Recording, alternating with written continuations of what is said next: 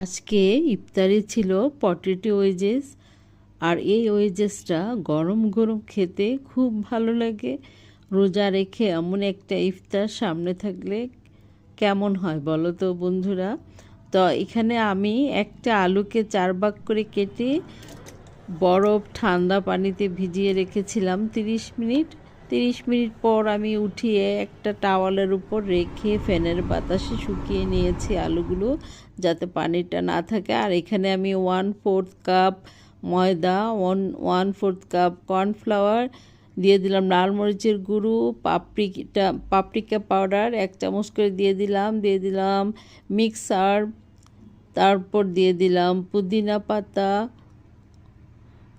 ধনিয়া পাতা কুচি, দিয়েছিলাম চিলি ফ্লেক্স। তো দিয়ে লবণ দিয়ে স্বাদ মতো একটা ডোয়ের মতো তৈরি করে নিলাম। ঠিক এইরকম হবে ডোটা, বেশি পাতলা হবে না। তো এই ডোটার মধ্যে মশলার মধ্যে দিয়ে দিলাম সবগুলো পটেটো ওয়েজেস আলুগুলো, সবগুলো আলুর গায়ে সুন্দর করে মশলাগুলো মেখে নিলাম।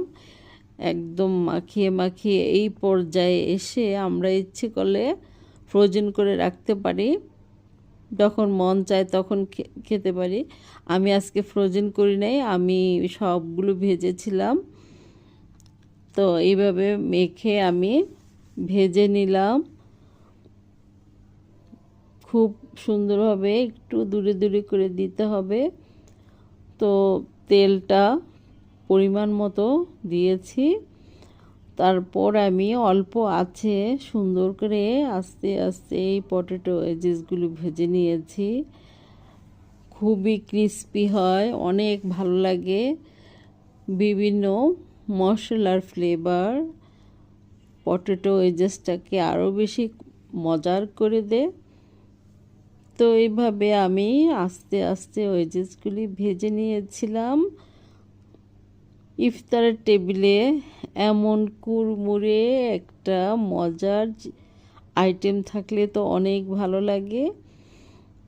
আসলে আলু দিয়ে আমরা বিভিন্ন রকমই তো ইফতার খেয়ে থাকি, সব সময় আলুর চপ ভালো লাগে না। এই ধরনের কিছু বা অন্যরকম কিছু করলে অনেক ভালো লাগে। ডিফারেন্ট ইফতার আমাদের পরিবারের সবাইকে আনন্দ দেয়। তো আমার এই রেসিপিটা কেমন লেগেছে জানাবে কমেন্ট করে। তোমাদের প্রতি রইল আমার অনেক ভালোবাসা, অনেক দোয়া। সবাই অনেক ভালো থাকবে আর আমার জন্য দোয়া করবে। আল্লাহ হাফেজ।